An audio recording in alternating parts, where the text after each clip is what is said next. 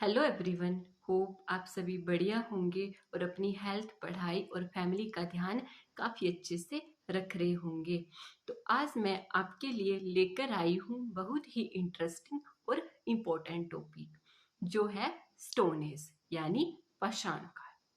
पाषाण काल क्या था, इसे हम पाषाण काल क्यों बोलते हैं और इस काल की क्या क्या विशेषताएं हैं, आज हम इसके बारे में बात करेंगे। तो सबसे पहले बात करते हैं पाषाण काल को पाषाण काल क्यों बोला जाता है। इस काल में आदि मानव अपने औजार और हथियार बनाने के लिए सबसे ज्यादा उपयोग पत्थर का करता था। इसी वजह से विद्वानों ने इस काल को पाषाण काल की संज्ञा दी है। अब बात करते हैं कि पाषाण काल की क्या क्या विशेषताएं हैं। पाषाण काल को तीन पार्ट में डिवाइड किया है: पैलियोलिथिक, मीजोलिथिक और न्यूलिथिक। पूरा पाषाण काल, मध्य पाषाण काल और नवपाषाण काल। जो पूरा पाषाण काल है ये 6 लाख ईस्वी पूर्व से लेकर 10,000 ईस्वी पूर्व तक चलता है।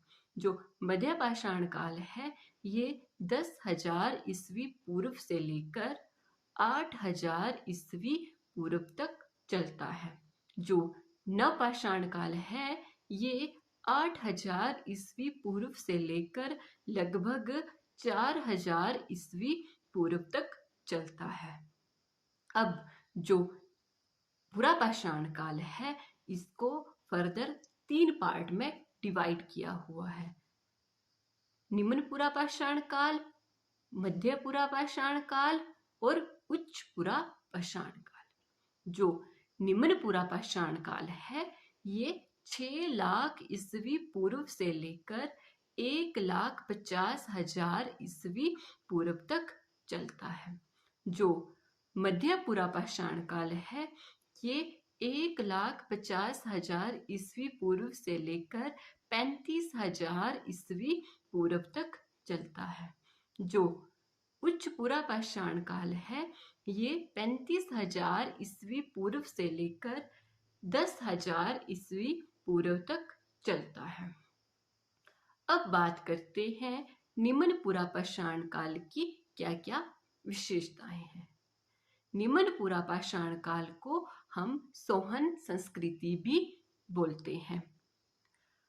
जो निम्न पूरा पाषाण काल है इस समय उत्तर भारत से हमें चापिंग चोपिंग जैसे कुछ उपकरण प्राप्त हुए हैं, जिस आधार पर इस संस्कृति को चापर चोपिंग संस्कृति भी बोला जाता है। इसी समय दक्षिण भारत से हमें हैंडेक्स नामक एक उपकरण प्राप्त हुआ है, जिस वजह से इस संस्कृति को हैंडेक्स कल्चर भी बोला जाता है। इस समय जो ये औजार बनाए जाते थे वो क्वार्टजाइट पत्थर से बने होते थे। अब हम बात करते हैं मध्य पूरा पाषाण काल की। इस काल को फलक संस्कृति भी बोला जाता है, क्योंकि इस समय सबसे ज्यादा उपयोग फलकों का किया जाता था। इस वजह से इस संस्कृति को फलक संस्कृति बोला जाता है। इस काल को मस्तूरियन संस्कृति भी बोला जाता है। पश्चिमी यूरोप में जो मस्तूरियन संस्कृति थी उसी संस्कृति के औजारों जैसे औजार हमारे यहाँ भारत में भी पाए गए हैं, जिस वजह से वहाँ की संस्कृति का नाम हमारी संस्कृति के नाम से जोड़ दिया गया है। अब बात करते हैं उच्च पूरा पाषाण काल की। उच्च पूरा पाषाण काल को ब्लेड संस्कृति भी बोला जाता है।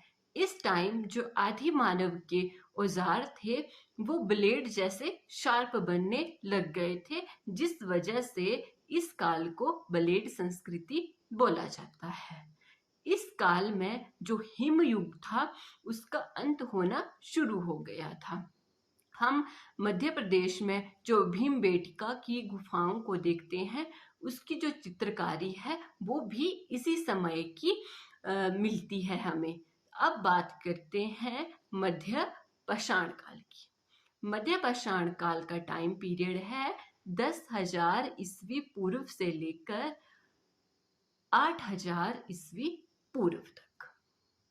मध्य पाषाण काल को माइक्रोलिथिक एज भी बोला जाता है, क्योंकि इस काल में बहुत ही लघु उपकरण बनने शुरू हो गए थे, जो 1 से लेकर 5 सेंटीमीटर के होते थे, जिस वजह से इस काल को माइक्रोलिथिक पीरियड भी बोला जाता है।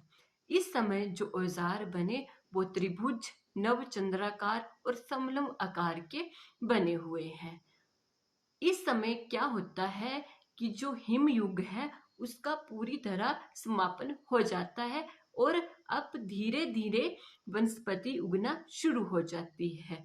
अब जो वनस्पति उगती है तो उस वनस्पति पर छोटे छोटे जानवर जो जीते हैं वो भी पैदा होना शुरू हो जाते हैं, जैसे गाय, भैंस, हिरन, खरगोश। तो इस तरह के जानवर भी पैदा होना शुरू हो जाते हैं। अब आदि मानव ने इन जानवरों को धीरे धीरे पालना भी शुरू कर दिया। इसी के साथ साथ में जो आग है उसका उपयोग भी शुरू होना स्टार्ट